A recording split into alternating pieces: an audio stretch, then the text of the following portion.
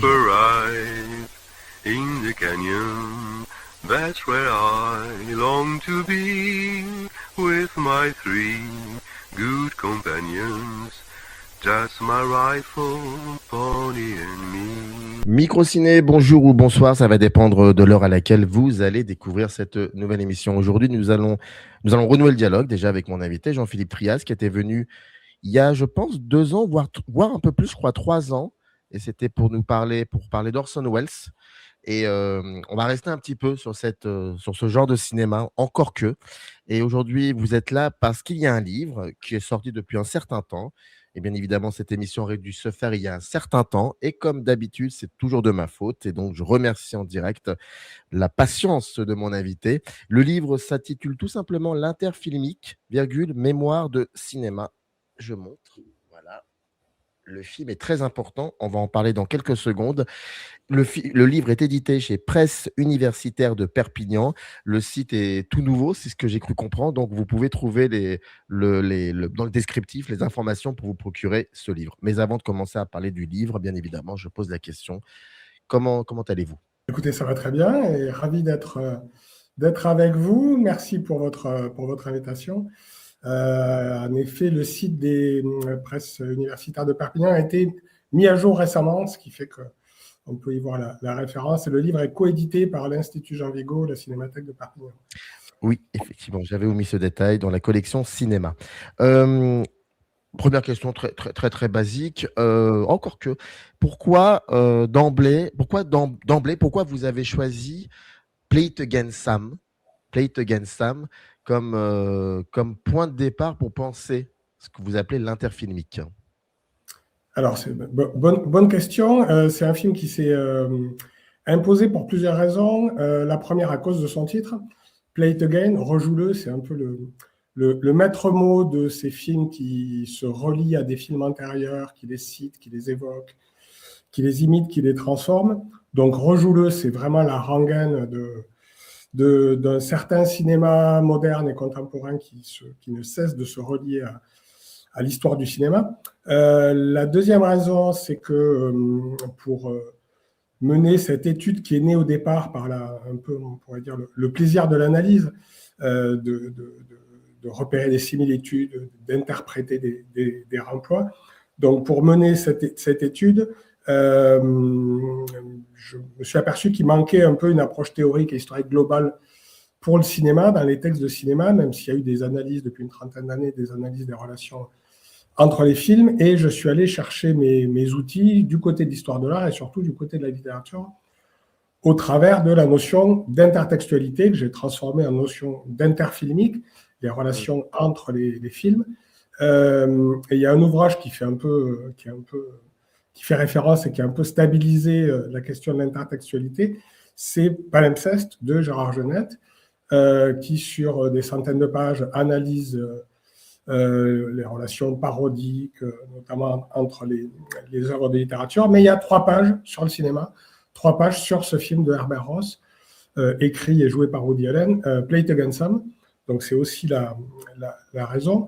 L'autre raison, c'est que c'est un film qui propose à son public une sorte de contrat tacite, c'est-à-dire que de manière très explicite, il se relie à toute une histoire du cinéma au travers de la figure du personnage principal, qui est un cinéphile complètement maladif, joué par Woody Allen.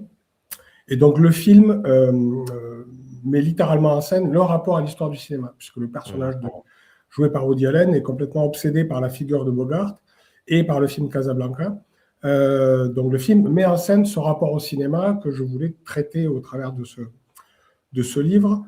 Une autre raison, c'est que le film est en fait, donc c'est un film qui a commenté par Gérard Genette, mentionné dans d'autres études qui parlent des relations entre les films.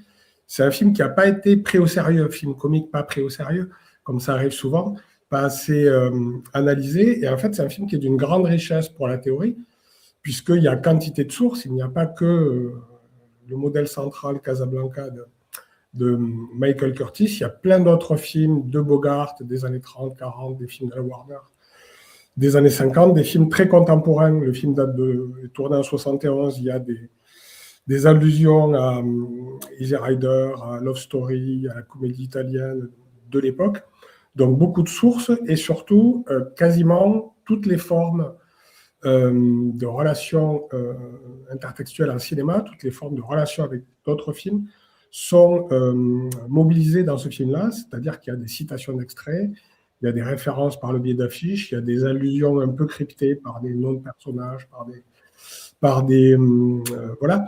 Il y a des imitations de mise en scène, on reprend des plans à l'identique, il y a des imitations de costumes, de décors, et puis des transformations de scènes, c'est-à-dire qu'on reprend une scène, la fameuse scène finale de Casablanca, qui est remise en scène, réécrite, modifiée, transformée, tournée en dérision.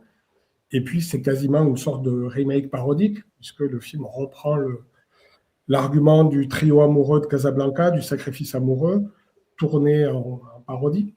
Donc, il y a à peu près toutes les formes de relations intertextuelles que je déplie ensuite à partir de ce film.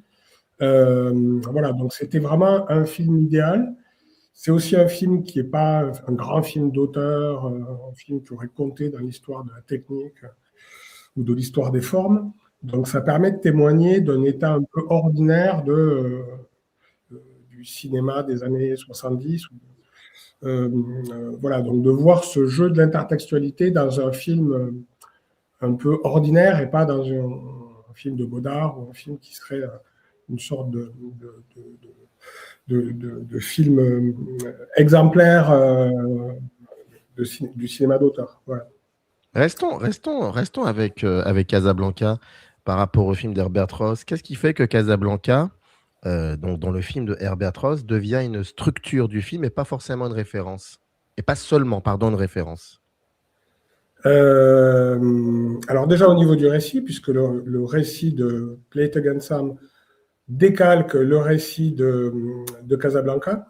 Le personnage joué par Woody Allen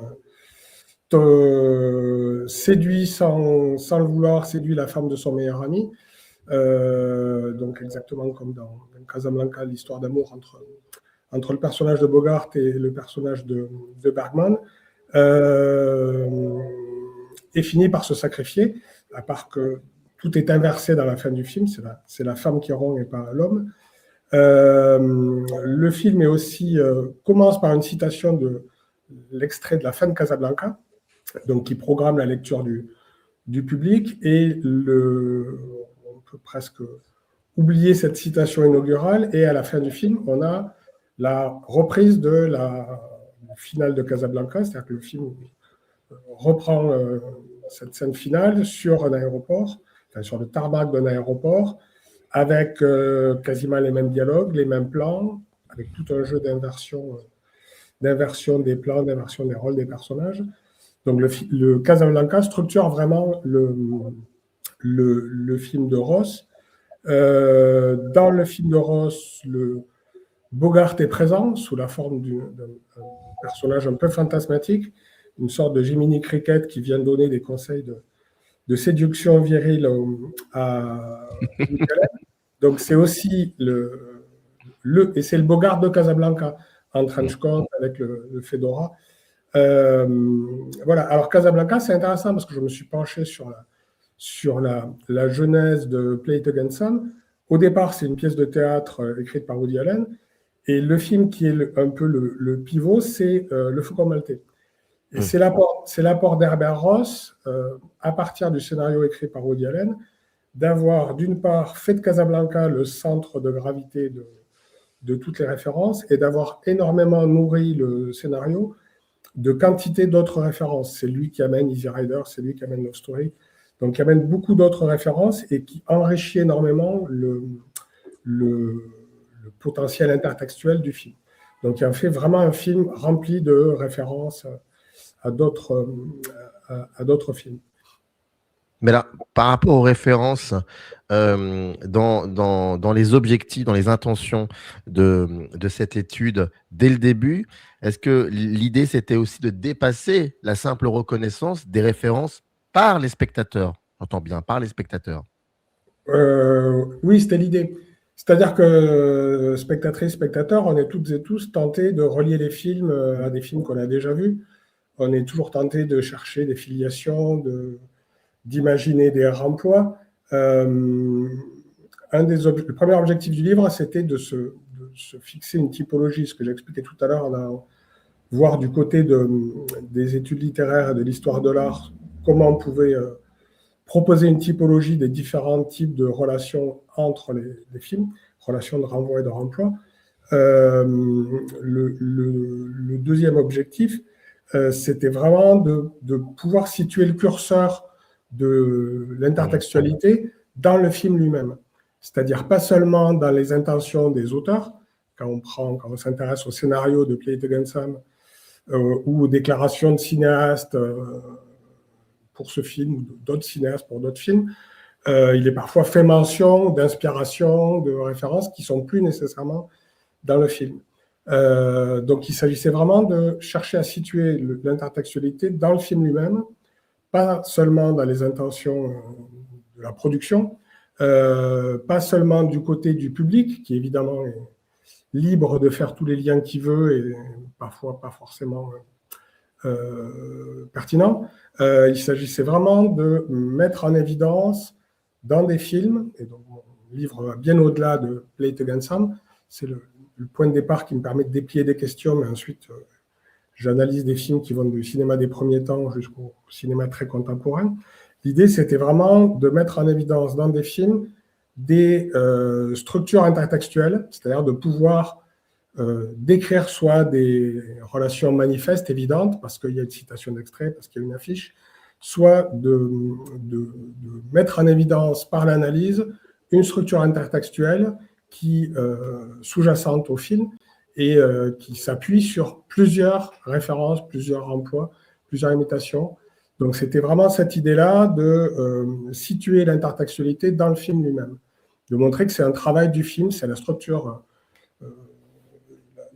même du film d'être construit à partir de remplois, de renvois à d'autres œuvres du cinéma.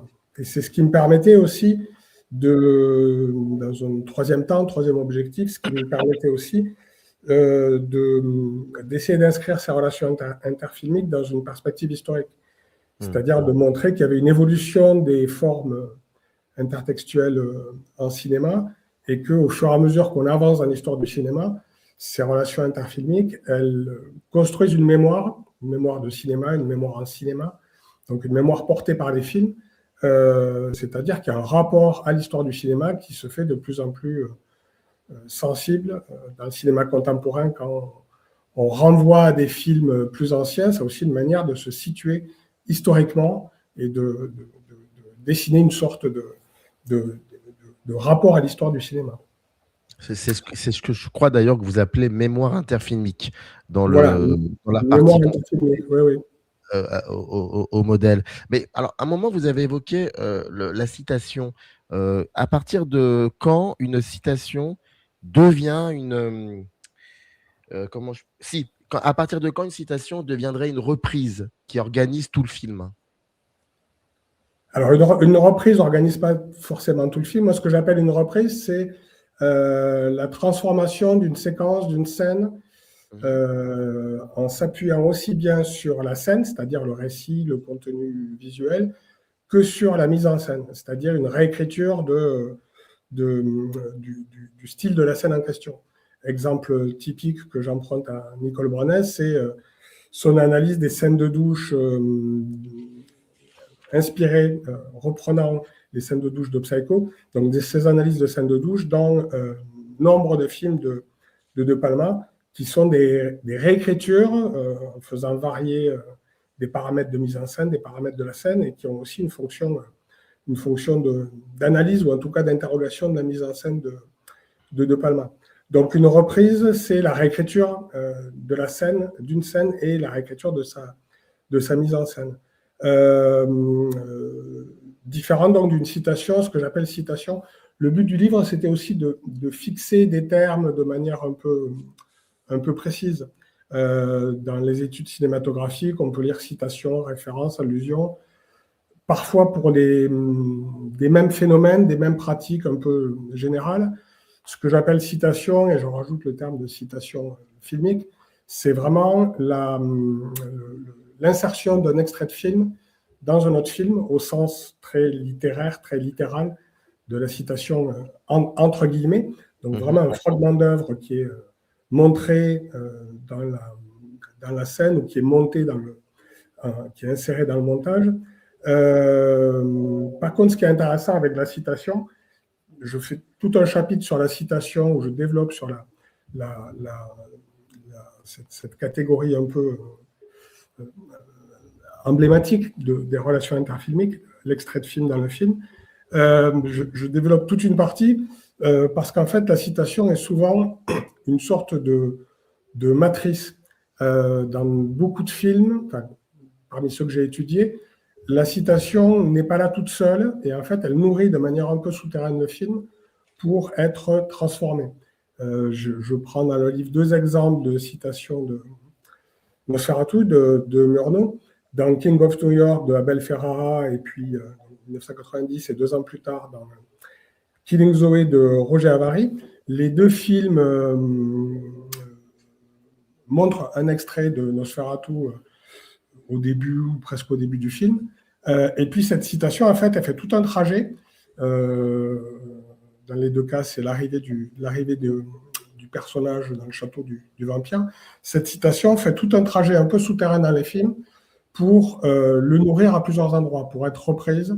Dans King of New York, c'est la figure du vampire joué par Christopher Walken, enfin le personnage joué par Christopher Walken qui a tout dans son apparence du vampire, très blanc, etc., qui sort de prison avec un passage du jour à la nuit, qui est un peu comme dans une sorte d'inversion de l'arrivée dans le château du vampire de Murnau. Il y a un jeu sur les ombres qui courent sur les murs, comme dans Nosferatu.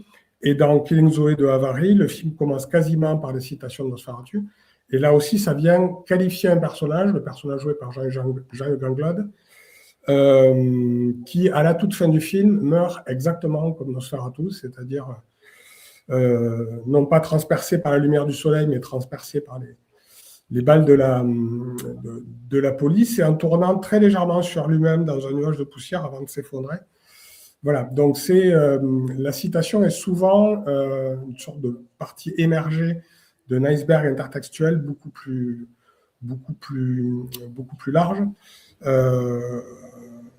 On pourrait même dire que dans Killing Zoe, toute la première partie, surtout dans la boîte de nuit, où lorsque l'acteur américain tombe dans les pommes et il voit son ami en train de sodomiser, je crois, on a l'impression qu'on est dans le vaisseau Déméter. C'est le moment Déméter avant oui, pourquoi pas, avant que Nosferatu arrive sur la terre ferme. J'aurais dû vous poser la question que je vais vous poser, j'aurais dû vous la poser vraiment dès le début de l'émission. C'est pas votre premier livre, nous le savons. J'aurais voulu savoir si ce travail sur l'interfilmique, est-ce que c'est quelque chose qui existe depuis un certain temps dans vos recherches et que vous avez fini par développer intégralement dans cette étude? Oui, ça fait un moment que je m'intéresse à la question. Je crois que le point de départ, c'est De Palma, et spécialement Body Double, sur lequel j'avais travaillé il y a assez longtemps. Donc Body Double, qui est un de mes films fétiches, et qui traite de la question justement du double, du film qui se propose, qui s'institue un peu en double d'autres films, puisque Body Double reprend et mixe à la fois Vertigo, Fenêtre sur cour, Frenzy, Psycho. Donc parmi les films de De Palma, c'est sans doute un de ceux qui mobilise et qui retravaille le plus profondément le plus de films d'Hitchcock.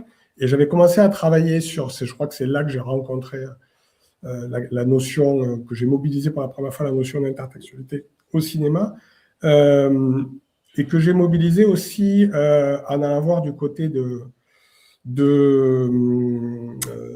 théorie psychanalytique, avec l'idée que la reprise que faisait De Palma fonctionnait un peu comme comme une sorte de rêve, c'est-à-dire par transposer les films d'Hitchcock, les scènes des films d'Hitchcock, par déplacement et condensation. C'est l'analyse que Freud fait des rêves qui sont le déplacement, la condensation, la transformation d'états de veille sous forme d'images.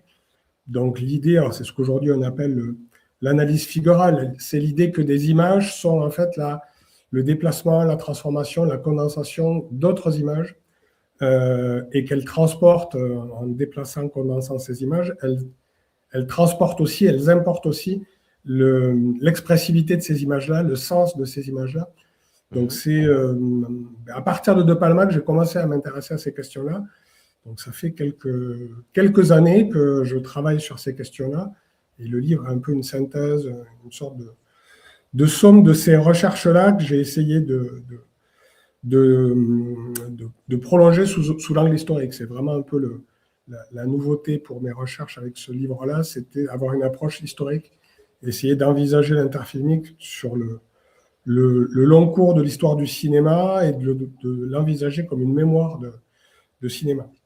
L'idée de la mémoire, c'est vraiment que le passé est réélaboré et revu avec le regard du présent.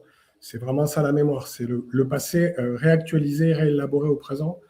Donc c'est aussi ça qui est intéressant, c'est comment des films contemporains s'appuient sur des films anciens, ou en tout cas regardent des films anciens avec le regard du présent. Et c'est un des chapitres du livre qui est consacré aux différents remplois de Casablanca. C'est comment Casablanca évolue au fur et à mesure de l'histoire du cinéma. On ne le remploie pas, on ne le réutilise pas de la même manière entre les années 40 et puis les années 2000, par exemple. Bah, si je fais une petite boutade concernant De Palma, comment on peut distinguer une relation interfilmique d'un simple effet de genre, pour le coup? Alors, d'un simple effet de genre, ouais. Voilà. Et donc, en fait, je questionne votre méthodologie. D'accord. D'un simple effet de genre, c'est-à-dire qu'il relierait le film à des genres cinématographiques comme le polar. Voilà, en fait, ce serait pas le film forcément. noir. Voilà, ce serait pas vraiment un travail d'interfilmique, ce serait juste une espèce de facilité d'esbrouf, quelque chose de ce genre, un truc un peu clinquant, mais qui ne ferait pas effet de travail sur la mémoire de cinéma, qui n'aurait pas un véritable dialogue de mémoire de cinéma entre plusieurs films. Un simple effet de genre, quelque chose comme ça. Alors, ok. Donc, je peux vous faire deux réponses selon comment on prend genre. Un des buts, des moments du livre, c'est aussi de distinguer les relations interfilmiques, les relations de film à film avec les relations qu'on qualifie de génériques, c'est-à-dire les relations de genre, un film se reliant au film noir. Pour Play It Again Sam, c'est évident que le film mobilise le genre du film noir, au travers de la figure de Bogart. Moi, ce qui m'intéresse, c'est pas quand un film se relie à un genre en reprenant des codes de genre, la femme fatale, le héros désorienté, le récit un peu labyrinthique. Évidemment que ça y est, que c'est mobilisé dans Play It Again Sam par rapport à la filmographie de Bogart, mais ce qui m'intéressait, c'était vraiment les relations de film à film. Ce qu'on peut remarquer, je fais une parenthèse, ce qu'on peut remarquer, c'est que dans le cinéma contemporain, des films qui se relient à des genres, ou qui mobilisent des genres, le font de plus en plus au travers de références assez lisibles à des films précis. Si on prend la filmographie de Edgar Wright et sa trilogie Cornetto, déjà il mélange des genres, le film de zombie avec la comédie romantique, le film de retrouvailles avec le scénario des différentes versions de l'invasion des profanateurs de sépulture.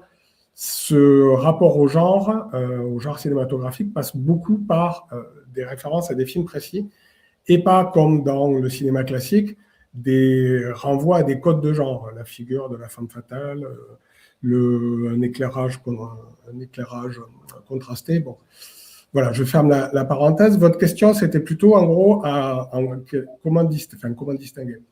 Comment faire la part entre un film qui retravaillerait sur la mémoire du cinéma, qui mobiliseraient des films anciens pour tenir un discours sur leur place dans l'histoire du cinéma, ce qu'ils apportent, et des simples effets de genre, des simples effets de genre, ou en tout cas des simples effets d'esbrouf, comme vous avez dit. Ma caméra est débranchée. Que se passe-t-il? Ça arrive. Ça arrive. Voilà, Voilà.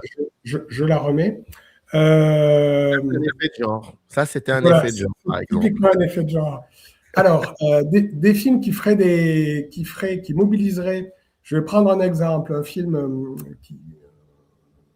voilà, où on peut avoir des avis un peu divergents. Babylone de Damien Chazelle, qui est un film sur l'histoire du cinéma, en tout cas sur le cinéma américain des années 10-20, qui mélange deux périodes historiques du cinéma américain juste avant le passage au parlant. La fin du film, c'est un grand déluge d'extraits de films. On pourrait se poser vraiment la question de comment le film nous situe par rapport à l'histoire du cinéma. Moi, j'ai tendance à y voir un peu ce que vous appelez de l'esbrouf, c'est-à-dire qu'on reste enfermé dans une sorte de musée du cinéma qui ne questionne pas vraiment le rapport du cinéma contemporain au passé du cinéma.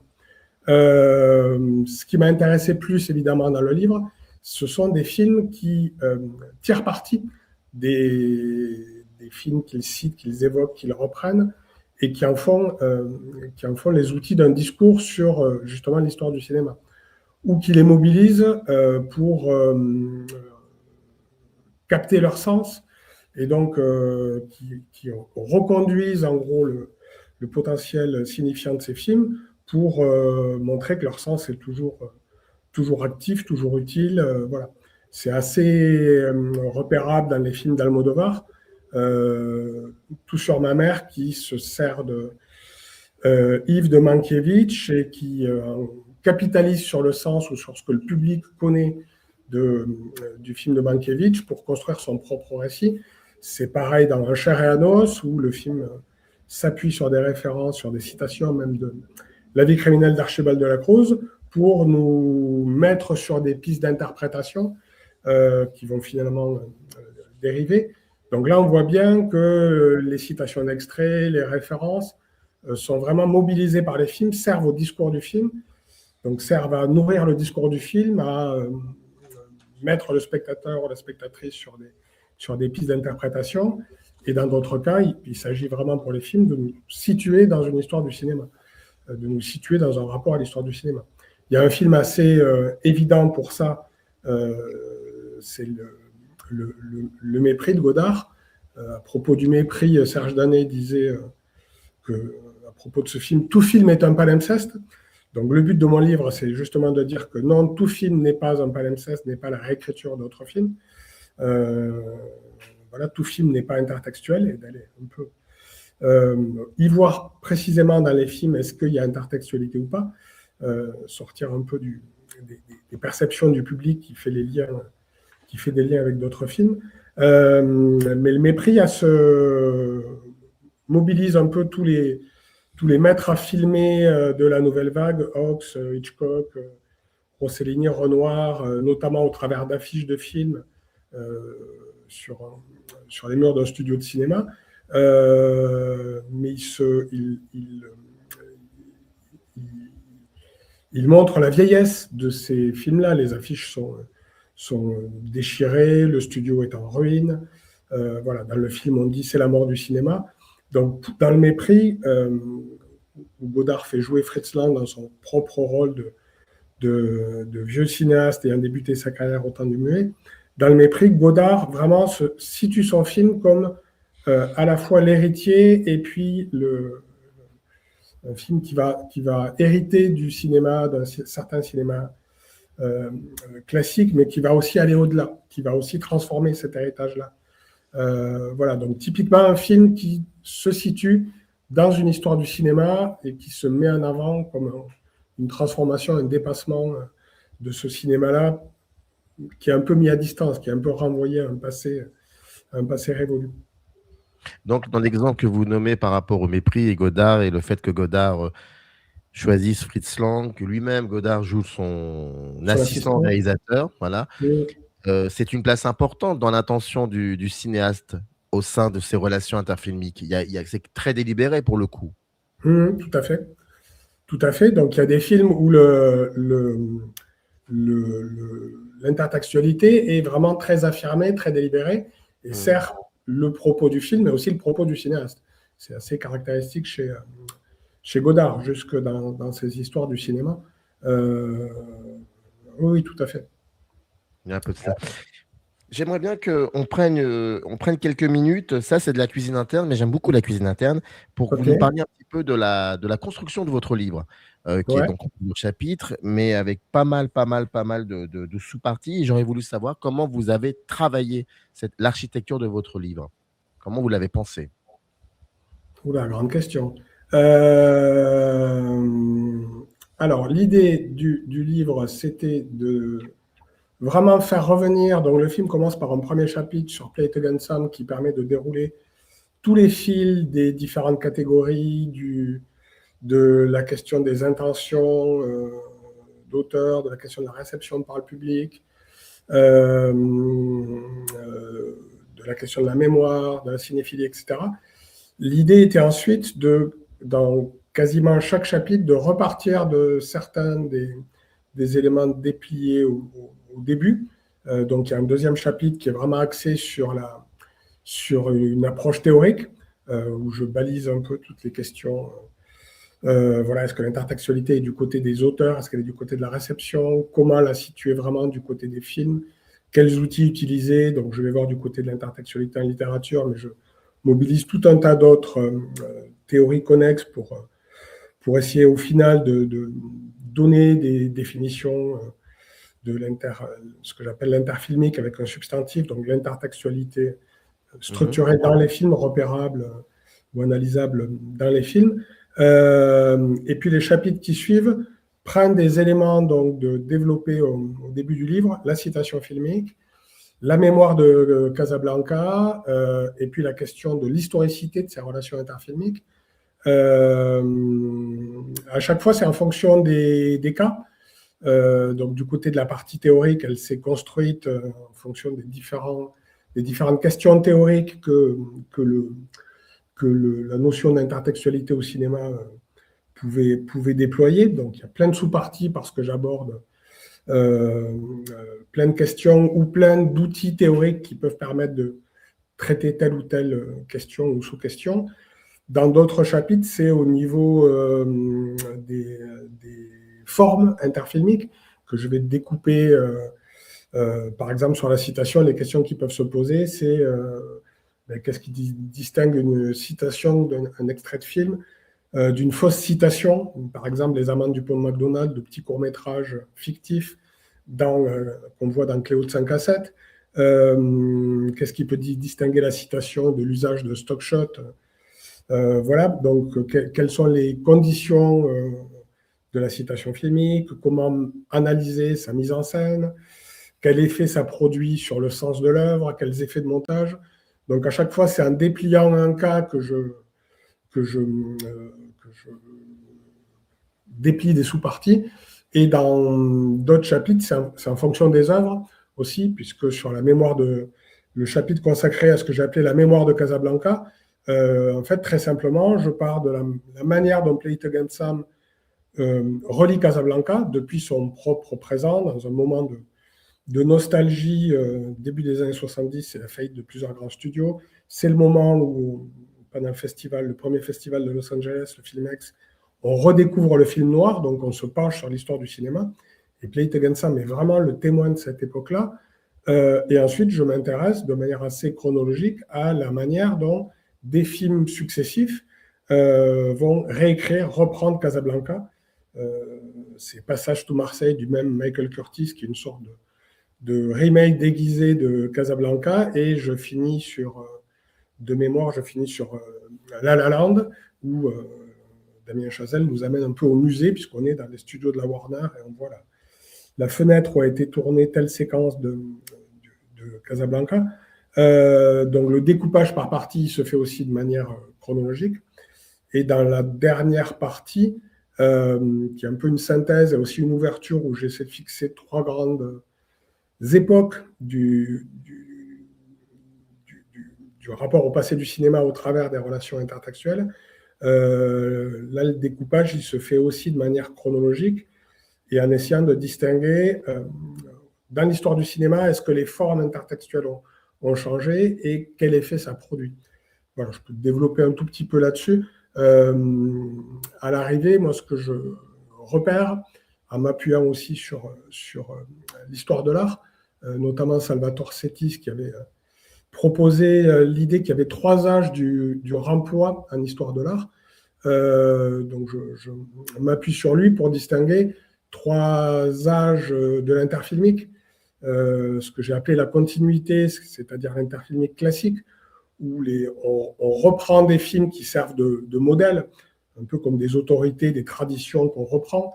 Typiquement pour Casablanca, c'est tous les films avec ou sans Bogart qui reprennent le scénario de Casablanca, l'américain un peu rétif à s'engager dans la résistance ou à s'engager dans une lutte et qui finalement, par amour ou par conviction, finit par s'engager. Ça a été repris dans plein de films des années 40. Donc, continuité. Et là, on est vraiment dans des pratiques d'imitation très classiques. En fait, ça court depuis le tout début de l'histoire du cinéma. Avec, on pourrait dire, l'après-guerre, un film un peu marquant, c'est Boulevard du Crépuscule. On est dans une autre dimension qui est celle de la distance, où les films marquent une sorte de distance d'un cinéma passé, un peu renvoyé à un passé obsolète, révolu. C'est typiquement le cas dans Sunset Boulevard par rapport au cinéma muet. Un beau film aussi de Preston Sturges, Auquel mercredi, qui commence par des citations d'un film de Harold Lloyd, Vive le sport, pour le renvoyer aussi au passé révolu. Je parlais du mépris, le mépris s'inscrit dans ce cadre-là. Et là, la citation filmique devient un outil de ce discours sur l'historicité du cinéma, la vieillesse du cinéma. Et puis, troisième âge, qui est plutôt un âge contemporain, c'est l'âge de la connaissance, c'est-à-dire que les films sont mobilisés en fonction de ce que le public connaît déjà de ces films. C'est-à-dire qu'on s'appuie sur la connaissance que le public a de ces films pour en jouer de manière ludique, pour capitaliser sur leur sens. Bon, et c'est typiquement le cas, par exemple, de certains remakes contemporains ou presque, le Nosferatu d'Herzog, qui en apparence au début, et en tout cas au début, est très différent du film de Murnau, mais qui en fait reprend quasiment plan par plan des éléments des plans du film de Murnau, mais en inversant des tas de paramètres, droite, gauche, valeur de contraste, mouvement des personnages, jusqu'à l'inversion finale, puisque à la fin du film, le vampire, en tout cas un vampire, continue d'exister, donc il renverse complètement la morale du film. C'est le cas pour le remake que Gus Van Sant fait de Psycho d'Hitchcock. La promotion du film disait on a fait un film, on a refait Psycho en couleur pour la jeune génération qui n'ira pas voir le film d'Hitchcock parce qu'il est en noir et blanc. En fait, c'est tout le contraire. C'est-à-dire que le film est destiné à des gens qui connaissent très bien le film d'Hitchcock et qui peuvent mesurer toutes les petites variations qu'introduit Gus Van Sant avec plein d'effets, d'annonces. Voilà, donc le film de Gus Van Sant est une sorte d'analyse de film par le film. Il refait le film et en même temps il en fait l'exégèse. Voilà, donc j'ai un peu élargi votre question sur la construction du livre. Voilà, il s'agissait vraiment de partir d'un cas très concret, très riche au niveau de l'analyse, pour aller, en passant par une figure particulière, emblématique, la citation, par l'étude de toutes les reprises d'un film, Casablanca, en arriver à une approche vraiment historique sur les pratiques et les usages des relations intertextuelles en cinéma au travers de toute l'histoire du cinéma. Alors, je rappelle, l'Interfilmique Mémoire de cinéma, c'est un livre édité chez Presse universitaire de Perpignan avec l'Institut Jean Vigo. dans la collection cinéma. C'est écrit par Jean-Philippe Trias. Et toutes les informations pour vous procurer le livre sont dans le descriptif de cette émission, de cette vidéo. J'aurais une question à vous poser par rapport aux spectatrices et spectateurs. Est-ce que l'interfilmique dépend autant du spectateur et de la spectatrice que du film lui-même? Alors, moi, mon optique, c'était vraiment d'aller l'analyser dans le film, Ouais. d'aller repérer l'intertextualité, en gros, de pouvoir attester qu'il y avait bien des relations interfilmiques entre ce film et un autre film, que ça ne dépendait pas que de la réception du public. L'idée étant que, en gros, il y a plus ou moins dans le film, enfin à des degrés variables, mais dans le film, il y a, pour ainsi dire, le mode de lecture, le protocole de lecture intertextuel du film. C'est-à-dire que le film se donne à voir, ou en tout cas à interpréter comme une structure intertextuelle. Évidemment que la spectatrice ou le spectateur rentre dans ce jeu-là. Donc moi, j'ai une posture un peu théorique ou abstraite, qui est d'aller voir d'abord qu'est-ce qui se passe dans le film, et de pouvoir, de manière un peu objective, attester de cette intertextualité. Évidemment que l'intertextualité, elle fonctionne avec le public. C'est un jeu ou un travail qui est donné aussi au public. Il y a des tas de films qui s'inspirent d'autres séquences, qui reprennent des éléments de récit, qui reprennent des formes, mais que le public ou une certaine partie du public ne voit pas. On pourrait dire que l'intertextualité, elle est un peu morte dans ce cas-là. Le fait est qu'elle structure le film et qu'on peut potentiellement aller l'interpréter. Mais évidemment, l'intertextualité, elle fonctionne avec son public. Donc, j'ai eu une posture un peu abstraite qui était de pas d'oublier le public. Évidemment que moi-même, je suis spectateur et je mobilise une culture, une connaissance, un regard. Je peux ne pas voir des choses et m'attarder plus sur d'autres. Mais évidemment que tout ça est destiné au public. Le discours de certains films sur l'historicité du cinéma, évidemment que ça fonctionne pour le public. Si on prend un film comme Chat noir, chat blanc de Kusturica, qui mobilise Casablanca justement comme l'image d'un passé révolu, d'un passé idéalisé. Dans le film Chat noir, chat blanc, c'est le passé de la Yougoslavie avant la guerre et puis la dissolution de cet État. Évidemment que les références, les citations de Casablanca par les personnages de Chat noir, chat blanc proposent un jeu un peu ludique avec leur public, et que sinon ça ne fonctionne pas. Donc il faut évidemment remettre le public dans ce jeu intertextuel. Voilà, c'est ce que j'ai essayé de faire aussi à la fin du film, à la fin du livre, voilà, à la fin du livre, et puis au milieu du livre aussi, dans la partie théorique, en essayant de mesurer comment le film s'adresse, ou en tout cas propose des pistes de lecture à son spectateur. L'idée étant de voir qu'est-ce qui est relevé vraiment d'une sorte de protocole de lecture, ou en tout cas d'interprétation, entre guillemets, légitime de l'intertextualité du film par le public, et qu'est-ce qui est relevé d'interprétation un peu erronée, en gros qui s'appuyait sur le bagage culturel, sur les souvenirs du public, mais qui n'était pas forcément dans le film. Quand on va voir quand on fait l'étude de la réception critique de Play It Again Sam, on a des textes qui nous parlent de références à Sherlock Junior, qui nous parlent de réutilisation de techniques de Frank Tashlin. J'ai eu beau creuser, analyser le film dans tous les sens, je n'ai pas vu ces références-là. Donc le public aussi fabrique de l'intertextualité. Ça peut être une mémoire du cinéma aussi, en quelque sorte. C'est tout à fait aussi une mémoire du cinéma. On a chacun notre mémoire du cinéma. L'idée un peu par métaphore, évidemment qu'un film n'a pas de mémoire, il n'a pas de conscience. Mais en tout cas, un film est la mémoire au moins de toutes les personnes qui ont participé à sa production et qui ont pu y sédimenter des souvenirs. Et un film est aussi la mémoire d'une époque, d'une culture. Donc c'est aussi ça qui m'intéressait. C'est comment à différentes époques, on se souvient justement de manière différente de tel ou tel film. Quand Play It Again Sam se souvient de Casablanca, il met de côté tout le contexte patriotique, historique, pour se souvenir du trio amoureux, du sacrifice amoureux, donc de la romance. Quand Men in Black mobilise Casablanca, c'est presque tout le contraire, parce que toute la partie romantique est oubliée, et on fait une référence au film uniquement sur le contexte patriotique.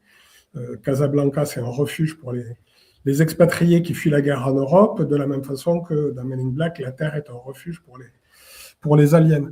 Voilà, donc chaque film, chaque époque et parfois chaque film reconstruit sa mémoire de cinéma ou sa mémoire des films. Ce qui m'intéressait, c'est de voir comment tous ces souvenirs présents dans les films se sédimentaient pour construire une mémoire de cinéma. La grande question au final aussi, c'était aussi cette mémoire, donc, qui est donc une mémoire, c'est le passé réactualisé au présent. En gros, qu'est-ce qui reste de la mémoire du cinéma dans tous les films que j'ai étudiés? C'est évidemment, l'ouvrage est loin, loin, loin d'être exhaustif.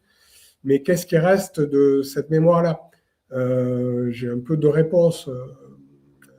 D'une part, c'est souvent les mêmes films qui reviennent, souvent les mêmes extraits qui reviennent.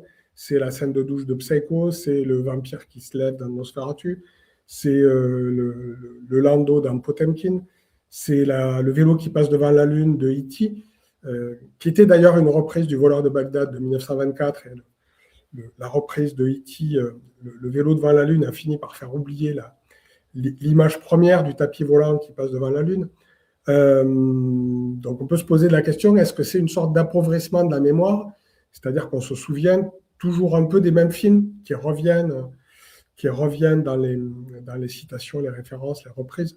En gros, tout le déluge d'images qu'on a à la fin de Babylone, qui ne sont que des images ultra connues, que des extraits très très connus de l'histoire du cinéma. On peut aussi, de notre côté, se dire que l'intertextualité, c'est une manière de revaloriser certains films. Le travail de Tarantino, quand Tarantino va aller chercher des films de série B, voire série Z, du cinéma d'exploitation américain, italien, etc., c'est une manière pour lui de complètement rebattre les cartes des hiérarchies esthétiques, voilà, mélanger des films du patrimoine avec des films considérés comme beaucoup plus mineurs, mais c'est aussi une manière de remettre dans notre mémoire des films qui avaient été laissés de côté, qui avaient été oubliés.